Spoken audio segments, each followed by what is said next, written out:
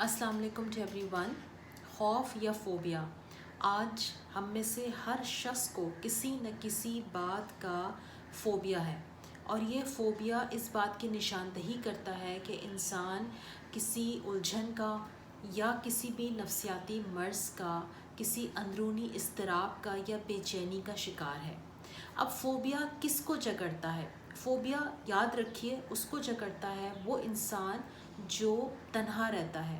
تو جب بھی انسان تنہا ہوگا، اپنوں سے کھچا کھچا سا رہنے لگے گا، تو اس کو بہت سارے وسوسے جو کہ شیطانی ہوتے ہیں، کیونکہ یہ بھی یاد رکھیے کہ وسوسے ہمیشہ شیطان کی طرف سے ہوتے ہیں، یعنی جو نگیٹو تھاٹ ہے، کچھ بھی برا ہو جانے کی، یہ بھی شیطانی خیال ہے، شیطانی وسوسہ ہے۔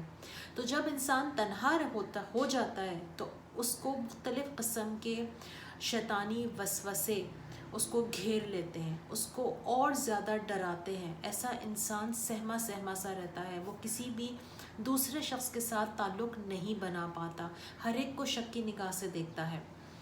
فوبیا اور کس کو جگڑتا ہے؟ فوبیا اس کو بھی جگڑتا ہے اس شخص کو جو شکایتی رویہ رکھتا ہے۔ شکایت کس سے ہوتی ہے؟ اپنے آس پاس کے لوگوں سے، موسم سے، حکومت سے، اپنے آپ سے، اپنے ماضی سے، اپنے گھر کے تمام لوگوں سے۔ وہ لوگ جو ہر وقت شکایتی رویے کا یا شکایتی موڈ میں رہتے ہیں، ایسے لوگ بھی فوبیاز کا شکار ہو جاتے ہیں، کیونکہ شکایتیں کرتے رہنے سے ان کے اپنے اندر ایکسیپٹنس لیول پیدا نہیں ہوتا۔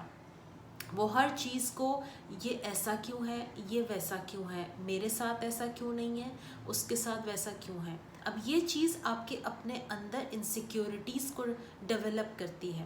ان فوبیاز کا علاج سمپل از دیٹ، یہ ہے کہ آپ اپنے پیاروں کے ساتھ، اپنے اپنوں کے ساتھ جڑیے، ان کے ساتھ بیٹھیے، ان کے ساتھ قربتیں بانٹیے۔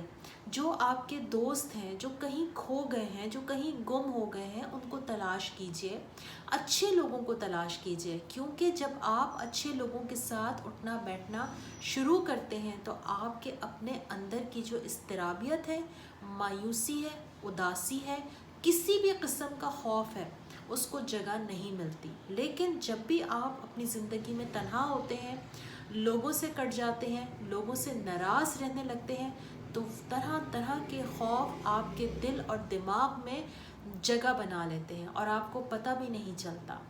اللہ تعالیٰ نے قرآن میں فرمایا ہے کہ بے شک ہم تمہیں آزمائیں گے، بھوک سے، خوف سے، جانوں سے، مالوں کی کمی بیشی سے، لیکن کس کو غم نہیں ہوگا؟ وہ جو اللہ پر ایمان، یقین اور توکل رکھتے ہوں گے۔ تو اپنا یقین اللہ تعالیٰ کی ذات پہ بھرپور رکھیے، اور اللہ بھی فرماتا ہے کہ مجھ سے اچھا گمان رکھو۔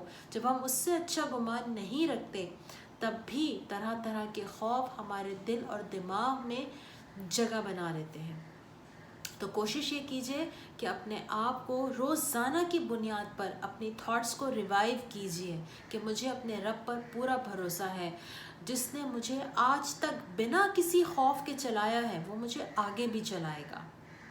پھر اپنوں سے تعلق جوڑیے، ان کے ساتھ بیٹھیے، ان سے محبت کا معاملہ کیجئے۔ یہ چیزیں بھی آپ کو آپ کی زندگی میں اسٹرینتھ دیں گی۔ اپنا بہت سا خیال رکھیے۔ السلام علیکم۔